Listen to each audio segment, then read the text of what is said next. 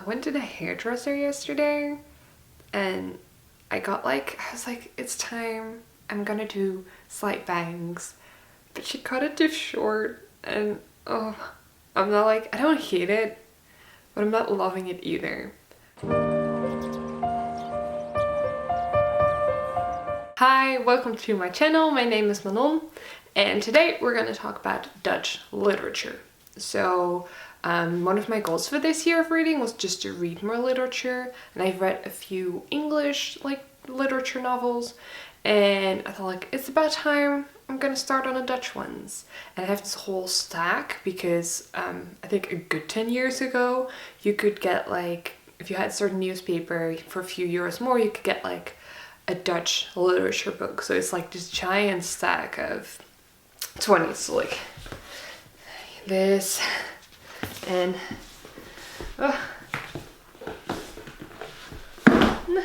more, even more.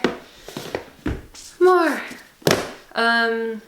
are like 20 of them. It's a series of 20s books. A series of 20 books, and I've read a few of them. I'll probably do like maybe more videos about it if you guys like it, because I didn't read all 20 of them. I'm not that fast of a reader, and also a few of them just aren't available in English, so I'm kind of gonna skip those in any of these videos, even if I'm gonna make more, because you know, I'm not really feel like talking about books that none of you guys really help. So I think that's about 1/3 that is not translated in English, or even not available at this time, because they've been translated like a few decades ago. So yeah, 5 books for now. I probably do more. At least I want to read most of them at some point. So I'll probably read more this year. So yeah, maybe finish them this year. I think so. I'll think about it. But for now, that was a very loud bang, I'm so sorry. For now we have 5 books, and that is these. And the first one that I read is the Diary of Anne Frank. I really liked the book. I was kind of on the fence whether I would like it, because obviously it's written in a diary form. And but I really enjoyed it, and I think you can really notice that Anne Frank was a really good writer. Like, she would have been a really great writer. If you don't know the story about Anne Frank, she was young teenager in Amsterdam, and she was Jewish, and it was during the Second World War, and she was keeping a diary in like the few years that they were hiding away from the Nazis in like an annex with her family and then a few other people, so one other family and one other person. And it's kind of, I loved reading it. It was very interesting because, you know, you read someone's mind and like what they were going through, and some of the stories are like so blatantly like everyday struggles and little things, and you see her grow up, because you know, she's a young teenager, and like even if I look back at that time in my life, you change so much in those years. And it was just really beautiful to see like how she kind of very, from a young child up until mid-teens, you can see whatever she's going through. Yeah, I think that's like also kind of the beauty of the book. Like, everyone recognizes themselves in it for a certain part, but you know, to read that and know what happens to her and how it all ends, it just makes it so much more painful, or like you just feel like, oh, you really start rooting for her. Like, you feel it's like, yeah, be a writer, be a journalist, go out, and you know, you could be so great. And just to know that like that life was cut short, and not just hers obviously, but like millions of others. And I think this just gives a very beautiful little insight into what people were going through. And I think this is something that isn't shed a light on very often, like to do it from the point of view of a Jewish person who was into hiding. And she has a really great way, beautiful way of articulating it, like what she's going through. You can notice the frustration and the love and the hopes and dreams that she has. So yeah, I definitely recommend reading this one. I think everyone will recognize themselves in the story and everyone will find it a very great way of seeing what that time was like. The next book that I read was Max Havelaar by Multatuli. I have to be honest, it was a really tough book to read because it came out in 1862 and the language just hasn't been updated since. So it was difficult getting through it because some of the sentence constructions didn't make sense, or just like a way we just obviously don't use it anymore. I mean, linguistically, you change, you know, as a culture, as a country, you always change. Linguistics is always consistently evolving. So to read books which didn't go along with that, it's just really tough, and it made sure that I couldn't fully get into the book. The book itself consists out of multiple stories, also different types of stories, genres, but the main focus, or kind of where it revolves around, is Max Havelaar, and he is a Dutch civil servant in the Dutch Indies, which is current Indonesia, and at that time it was a colony of the Netherlands. And he writes this book because of his displeasement with the Dutch administration there, and how the way that system is set up leaves a lot of room for corruption and you know, making sure that the local people are just very easily oppressed by the local people and Dutch people in power. And you know, he writes about how he wants to change that because he doesn't agree with it, and eventually gets ousted and leads to his, you know, lose of work and sends back to the Netherlands and doesn't really able to find a job anymore, and therefore writes the book. And the different characters and stories kind of show different light on the situation and gives different points of view. Again, like, it wasn't perfectly written, but the writer itself, you know, is like, also at the end says, I'm not a writer and this isn't properly written, but I'm really not happy with the way the system is and it needs to change because we're literally oppressing people and making their lives impossible. And even holds the king responsible for it to make sure that his points come across. And to be fair, it did cause a giant change of public opinion in the Netherlands, and it really did, and eventually helped to change the Dutch administration, or the laws around the Dutch administration in current Indonesia, through the government, which was, it took still 10 years, but I think the big shift in public opinion about it, which was what mainly caused by this book, really helped to kind of, I think, speed that process along, or even start that process. The book itself, I wouldn't necessarily recommend reading it for like your Dutch literature class or anything like that, but if you just want to know more about the points of view or how people saw the whole process at that time, I do really think that is an interesting book to read. Do be aware it is linguistically hasn't evolved with the time, so it'll take a little bit longer. What I do advise if you want to read it is just to kind of speed read it, so don't try to consistently understand every word, because that just makes it a lot more difficult, and you just read a lot slower and you kind of lose sense of the story. So just speed read it, and I felt like I could still very much understand the story, but I also wasn't consistently stopped by the difficulty of the book. The next book that I read was The Assault by Mulisch. This is a book that I reread this year. I initially read it in my senior year of high school for my Dutch exam, or part of my Dutch exam. And I really enjoyed it then, and I enjoyed it now. And the story itself follows Anton, who in 1945, when him and his family, he's a kid at that point, are playing board games. It's like I said, 1945, the Second World War is still going, so it's kind of on its end, but it's still there. And then all of a sudden it's at night, and all of a sudden they hear gunshots, And when they look outside, they see that a very well-known Nazi collaborator is shot. And the neighbors are dragging the body that's in front of their house, in front of Anton's house.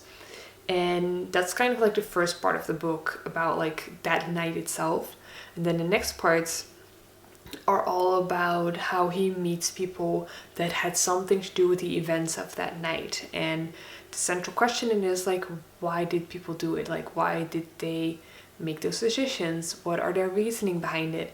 And he slowly through the book and also his life, he learns what has really happened. And the story itself just showcases a lot of different points of views of like why people made certain decisions that night. And it's just really well written. It's fun. It's not difficultly written. So it's really open for anyone. The book itself does allude to quite a few like Greek mythology or like Easter eggs to like that kind of come back throughout the story.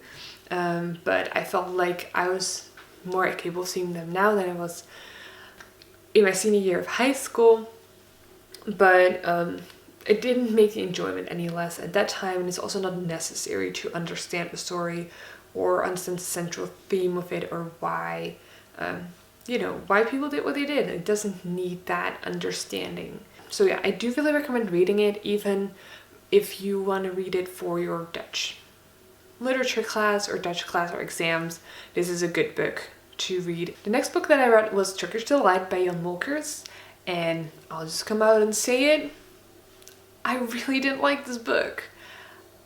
Thank goodness it is a short novel, so I ended up reading the whole thing because I felt like this is very short. I think I can read the whole thing just to see like maybe it's got some redeemable qualities. And it not really. I really didn't like it. The story itself follows the main character, which is a sculptor, and you kind of follow his point of view through it. Like there's not a lot of dialogue, it's just his like thought process or how he thinks about certain things. That was not something that I disliked about it. It's just more like the lack of his character development and how he handled certain things. And what I have to say is that, okay, so the story itself, let's start with that. The story itself is like a sculptor and his relationship with Olga.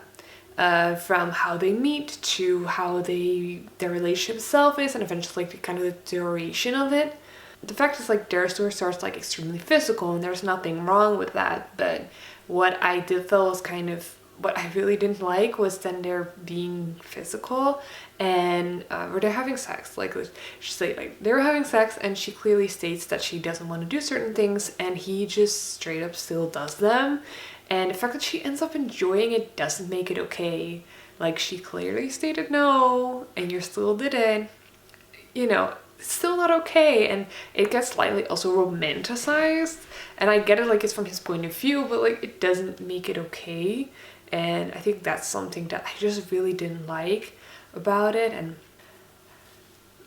and it's just kind of like reading it, you're like, oh, I hated it so much. And the character himself, like I just felt like he was like some overgrown man-child, who is just a dick who only thinks with his dick.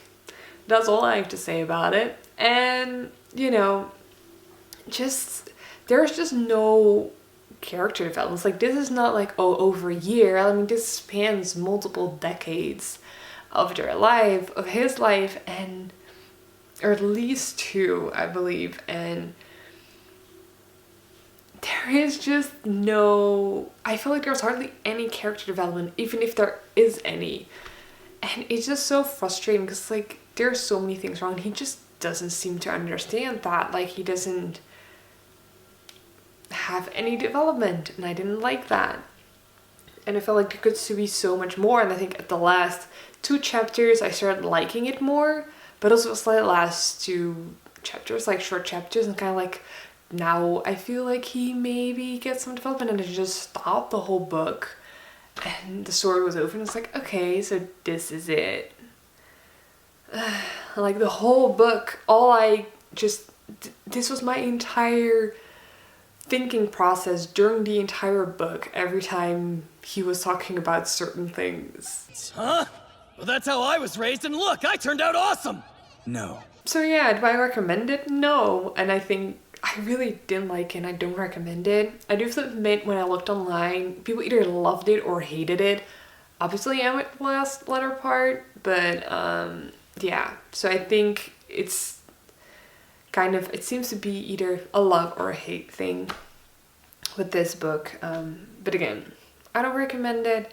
And I just didn't like it that much. I think that there are better books about difficult relationships, and if you're that are so much better at grasping that concept, or I think just describe it a little bit better.